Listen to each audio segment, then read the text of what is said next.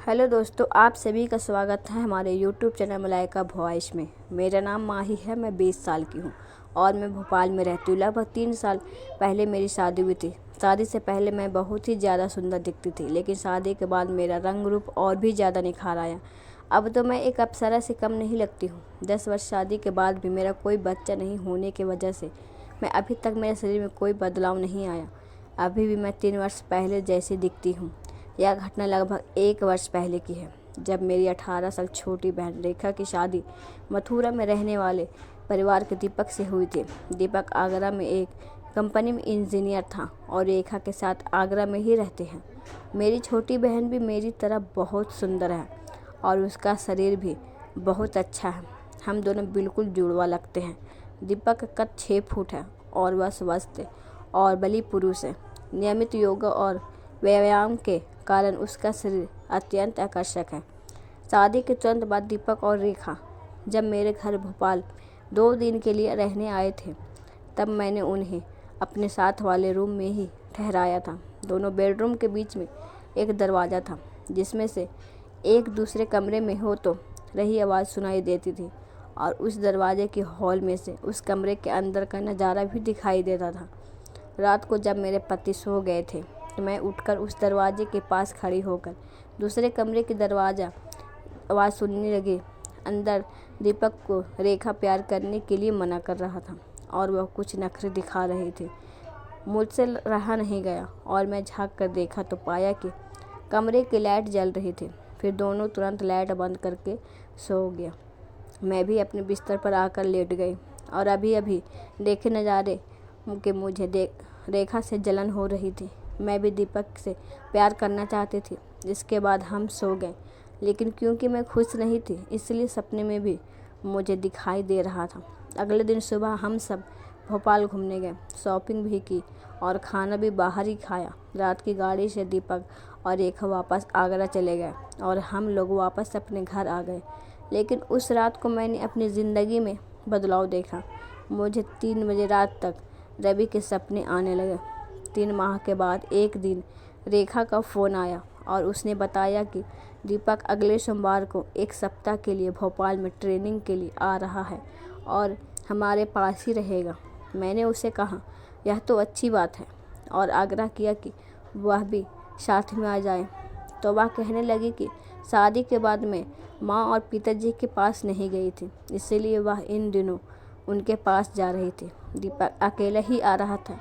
यह सुनकर मुझे बहुत खुशी हुई। मुझे ऐसा लगने लगा कि जैसे मन की मुराद पूरी हो गई हो और मुझे दीपक मिल गया हो। दीपक को कैसे राज़ी किया जाए, इसकी तरकीब सोचने लगी, लेकिन 2 बात समझ में नहीं आ रही थी कि पहले यह कि दीपक राज़ी भी होगा या नहीं, और दूसरी बात कि मेरे पति के घर में होते हुए मैं और दीपक कैसे मान पाऊँगी। इसी उलझन में समय बीत गया और सोमवार को सुबह दीपक आ गया। मैं इस बार भी दीपक को अपने बेडरूम के बगल वाले बेडरूम में ही ठहराया और उसकी सुख सुविधा की सभी वस्तुओं को उसके कमरे में रख दी। दीपक सुबह आने के बाद नहा धोकर तैयार हुआ और नाश्ता करके ट्रेनिंग पर चला गया। दोपहर को मेरे पति जब घर आए तो उन्होंने बताया कि उन्हें उसी रात को व्यापार के सिलसिले में 4 दिनों के लिए चेन्नई, बेंगलुरु और हैदराबाद जाना है और वह शुक्रवार सुबह तक ही वापस आएंगे। उन्होंने कहा कि मैं उनका सामान तैयार कर दूं, कि मैं शाम को घर से सामान लेते हुए हवाई अड्डे चले जाएंगे। पति के मुंह से यह समाचार सुनकर मुझे लगा कि मेरी लॉटरी निकल आई है।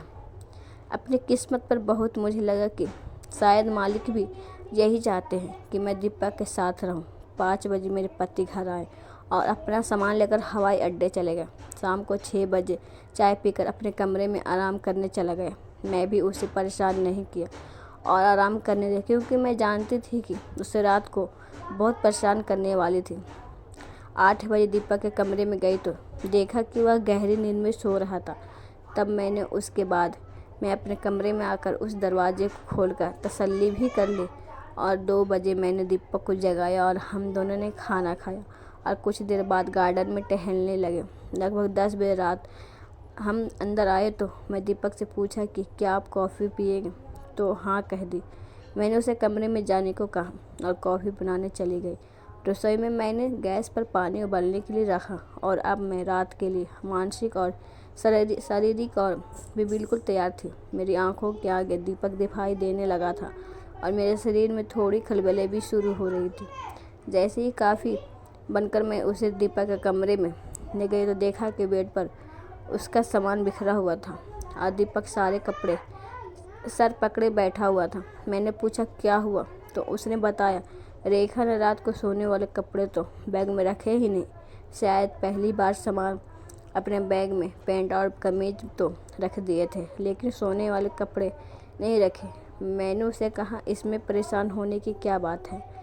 मैंने उसे रात के लिए अपने पति के कपड़े दे दिए। कॉफ़ी पीने के बाद मैं दीपक से कहा कि उसमें मुझसे कहा अपने मुझे और रेखा को देख लिया। मैंने उसे इशारा किया, इसके लिए उसे ही मेहनत करनी पड़ेगी। सुबह 5 बजे दीपक की नींद खुली तो उसने मुझे अपने साथ पाया और जब उसने मुझे हटाने की कोशिश की तब मेरी भी नींद खुली। पूछने पर इतनी जल्दी क्यों उठ गया? सुबह 8 बजे जब हमारी नींद खुली तो मैं उठकर अपने कमरे में चली गई। रसोई में जाकर दीपक के लिए नाश्ता बनाया। सुबह उठकर होकर वो रसोई में आया तो मैं उसे नाश्ता दिया। तब उसने मेरी हालत देखकर हंसकर बोला कि उसने तो मुझे सावधान किया था कि अगर मैंने चेक नहीं छोड़े तो मुझे पछताना पड़ सकता है। जब मैंने पूछा कैसे मालूम था कि यह होने वाला है, तो उसने बताया कि शादी के बाद दूसरी रात को रेखा ने भी देखी थी और अगले दिन भी उसके साथ भी ऐसा ही हुआ था। मैं कॉफ़ी बनाई और हम दोनों साथ बैठकर दीपक कॉफ़ी पीकर अपने कमरे में चला गया और मैं रसोई में खाना बनाने लगी। 8 बजे दीपक के कमरे में गई तो देखा कि वह सेव करने की तैयारी कर रहा था। इसके बाद हमने खाना खाया और थोड़ी देर गार्डन में घूमने गए। तब 9:30 बजे तक हम अंदर दीपक के कमरे में आ गए। इसके बाद रात 12 बजे तक सुबह 5 बजे हमारी नींद खुली। यही सिलसिला शुक्रवार से सुबह तक भी चलता रहा। उन 4 रातों में मैं और दीपक ने बहुत अच्छा समय गुजारा।